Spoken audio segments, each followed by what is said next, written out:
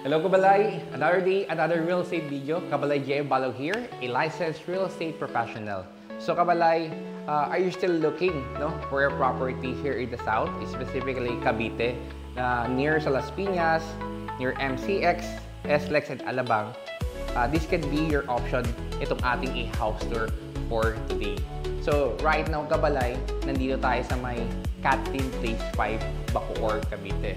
So, we are already here, ready for occupancy. If you wanted na makalipat agad this year.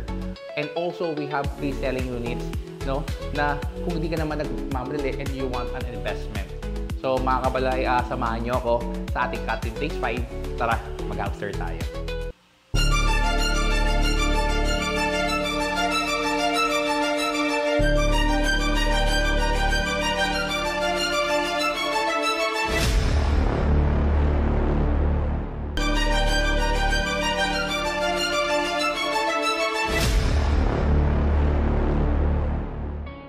Kabalay, this is the actual turnover that we have here. The community that we have here is a Catherine Place 5, Bacoor, Cavite. So, 4 hectares yung ating community. 275 units ang mga itatayo. So, right now, we are offering here inner unit, end unit, and corner unit. May mga nakalipat na tayo dito mga Kabalay na mga homeowners. So basically, if you're looking for ready for occupancy and lipat agad this year, we have the units pa dito. So before we tackle the full details or mga inventories that we have, so discuss ko lang mga Kabalay yung ating house model. This is model number 2. So for our model number 2, the design itself is modern contemporary na. So meron na tayong mini balcony. For our end unit and corner unit, nasa side yung ating balcony. For the inner unit, nasa front, So, ito na mismo yung actual deliverables that we have for the model number 2. And this one, kasama na Kabalay yung gate, The gate, kasama na to. Foldable to Kabalay. Kagandahan doon sa foldable gate that we have is that, you can close this one and you have a mini gate on this one. Ayan, Mas convenient sa atin dahil may mini gate ka dito upon turnover. Pasukan natin naman dito sa ating carport. So, this is an example of the corner and end unit. 90 square meter minimum. So, kasya dito Kabalay, 2 carports, As you observe, malaki talaga yung ating carport dito, For an end unit, ang property line natin dito, dahil 90 square meter, this one. Mula dito, ang ating property line hanggang doon. So, upon turnover, dahil meron na dito mga homeowners at may mga nakalipat na, meron na tayo ditong water na tayo dito upon turnover. And then, may plug tayo dito sa labas. Ang gandaan pa dito mga Kabalay is yung ating mismong carport, may shade na, may canopy ka na dito, na hindi mo na kailangan magpagawa pa, ng shelter or ng cover for your car. So malaki talaga yung space mo dito for our carport. If you wish na corner lot, so we have available corner lot, may extra space ka pa dito, for your garden if you wish na mag-extend pa for this one. Upon turnover, meron na tayong sliding door for this one, Kabalay. And we have here yung mga windows natin at the side. Ito yung balcony natin Kabalay for end and corner unit.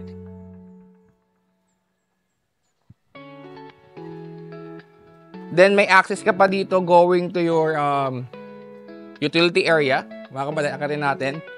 So, dito rin yung ating sliding door. And ating first toilet and bath here. Yan. So, ito yung pinaka-common CR natin for this one. So, mas malaki yung CR natin, sa second floor. So, kasama as you observe, hanggang taas yung ating mga tiles dito. Premium yung ating lavatory and toilet and ating shower. Yan. So, we're done here mga Kabalay sa ating mismong ground floor. Let's go check natin yung pinaka actual turnover. Then puntahan din natin inner unit. Let's go. We're done kabalay sa ating corner unit, no? Which is same lang din sa end unit, yung ating labas. Now, yung inner unit naman natin. Ang ating inner unit, look at the facade. Yung ating balcony is nasa front. And this one, yung mahangin dito kabalay, no? So this one, glass sliding door na siya with screens. Also, mayroong gate din tayong kasama dito. Upon turnover. Ayan. So ito yung ating mini entrance natin, mini gate. Foldable din to kabalay, no? Papasukin natin itong loob. For inner unit, this is the actual turnover that we have. 5.7 meters, malaki, no? Then 4 meters yung lapad, mga kabalay, no? Well spacious yung ating car park. Kahit nakaban ka dito or SUV, kasyang-kasya. Again, di ba, nakita nyo naman, overhead yung ating, natas ng ating ceiling. Yan. Livable ang community, may anta dito, may water na, malakas ang water. Yan. Then, nandito yung ating, of course, yung mga ating plugs, as you can see. Ito ang ating big windows, sliding windows, yeah. Then, elevated yung packet mo going to your ground floor. Yan. Sa ground floor natin mga kabalay, yan. As you observe, itong ating mismong main door. Metal flash door to with double lock. Yan. Safe tayo dito with tip eye. Para sa mga condo, mga kabalay. So this one. So good thing, maganda yung premium, yung mga materials na ginamit dito. And yung ating mga switch. Yan, premium din. Then this is the living area. So mga kabalay, tanggalin nyo lang yung mga furnitures dito as is na mismo. Dahil complete finish and turnover natin for Cat-In Place 5. So you can have your sofa here. Yan, malaki pa. No? 4 seats. And on this side, you can have your TV here or appliances if you wish. Or you can have a storage here, no? For renovation. Yan. This one, yung ating stair, as you observe, concrete siya. Hindi siya no, metal lang. So quality talaga pagkakagawa dito. Yan. Concrete lahat yan mula dito sa base hanggang pataas, concrete yung ginamit dito. And as well as this one, naka metal hand railing tayo dito mga kabalay. Yan. On this side, ang ating dining area, table of 6. So as you can see, palapad, mahaba, no?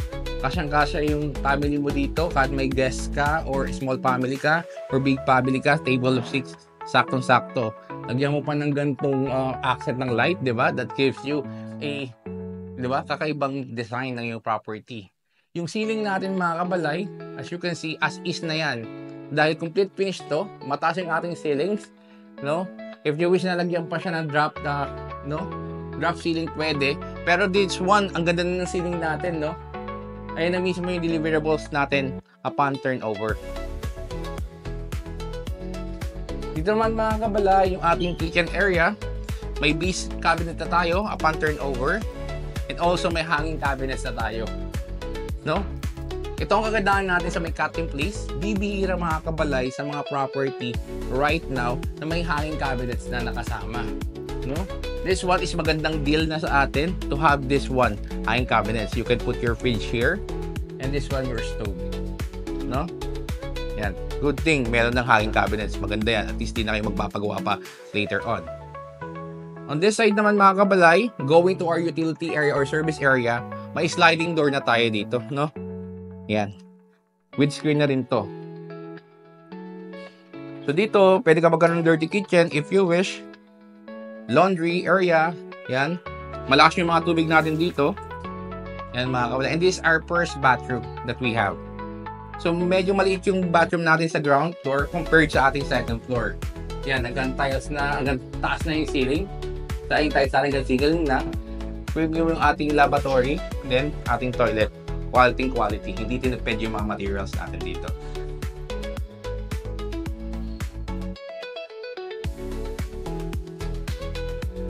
So, mga kabalay, we're done sa ating ground floor. But before we move sa ating second floor, just a quick review dito.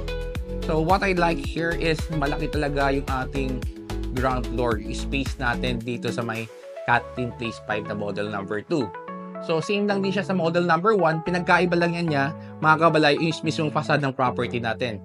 Ang sa mga nagustuhan ko dito is that yung hagdan natin, concrete na.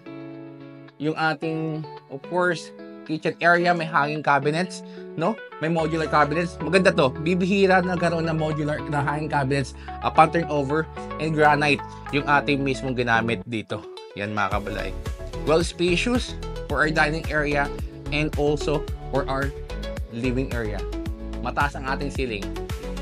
Yun yung mga sa mga maganda sa mga properties natin ngayon na complete finish talaga and wala ka nang ipapaayos pa. Now, let's go naman sa ating second floor. Mga kabalay, dito sa ating second floor. So, we have a hallway here. 1 meter. Yan. So, ang ganda ng bahay na may hallway, no? That separates each bedrooms. So, this one, puntahan natin muna yung ating first bedroom. This is the first bedroom that we have. So, you can have a bunk bed like this one for our first bedroom. Nandito sa side natin yung ating window. No, sliding window with screen na yan. And then, provision yung AC natin for the aircon. Yan, provision for aircon yung natin. And this side naman, may cabinets na. Yan, lahat kabalay ng ating mga rooms dito ay may mga cabinets na upon turnover. And you look at the switch natin, hindi basta-basta switches lang. No premium yung mga materials na ginamit dito.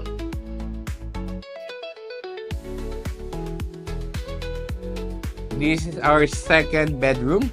Yan. Yung atin naman window is nandito sa part na to. No? And then yung AC natin is nandito. No? May AC lagayan tayo dyan. Of course, with cabinets na upon turnover. No? Good thing may mga cabinets dito. Itong nagustuhan ko dito sa Catherine Place 5. Lahat is may cabinets na, mga kabalay. And this one, as you observe, yung naka-tiles na tayo dito, mga kabalay, no? Hindi ito vanilla, tiles mismo to, no? So quality talaga yung binibigay sa atin ng mga materials ni Catherine Place. On this side is our second bathroom. Yan, mas malaki yung bathroom natin sa second floor. Well spacious, yan, makakagalaw ka talaga, no?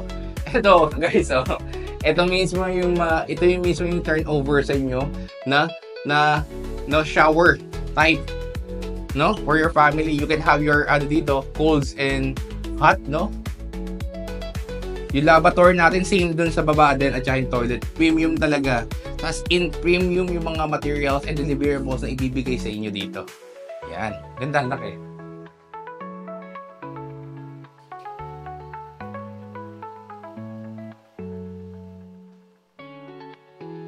Last but not the least, of course, our master's bedroom. I can say na master's bedroom talaga siya, kabalay. No? As you can see, no? Ito yung queen size natin. Medyo maingay lang ng mga kabalay. Pasensyahan nyo na kasi ongoing mga construction natin dito ng mga units. Ito, master's bedroom natin. Queen size to, guys. May space ka pa dito if you wish na maglagay ng katulad dito, chair, or maglagay ka ng table dito. On this side naman, naglagay siya na dito ng parang storage, or you can have additional pa dito, kabalay, na parang table na mahaba. Or you can have put your PC here if you wish. On this side naman is naglagay sila dito ng TV, no? Malaki pa sige, guys, ng mga space, mga kabalay. So malaki pa ng space na ilalagay mo dito and also dito if you wish kung anong ilagay yung furnitures diyan. Compared dun sa ating 2 bedrooms kanina, this one naman, kabalay, 4 doors. 1, 2, 3, 4. Of course, dahil sa master bedroom, mas malaki yung cabinets natin. Yan. Mataas yung ating ceiling.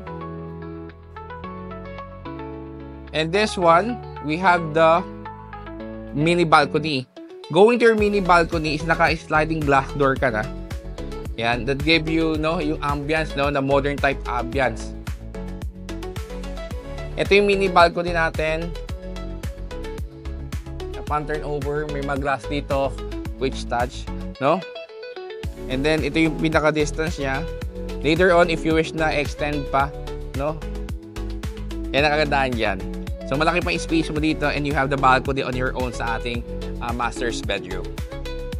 That's the end of our quick house tour mga kabalay here at Catlim Phase 5. Again, to give you a recap of my property of the day, this is located in Molino Bacoor, Cavite, near Las Piñas, near Alabang, and near Manila. Boundary lang po tayo ng Las Piñas. So, this is a complete finished townhouse, 3 bedrooms with cabinets, with car park, complete finish, 2 toilet and bath, with free gate and fence. Yan ang kabalay. So, this is the quality talaga na masasabi natin when it comes sa deliverables ng ating property. Again mga kabalay, if you wish na makita yung ating site and model house, just directly contact me or comment on this video. Yan. Or for the sample computation, we can have a online meeting to discuss with you the details of the property. Yan. So that's the end of our quick house tour mga kabalay. This is your Kabalay JM Balog. As always, choose your lifestyle, choose your home, choose Kabalay.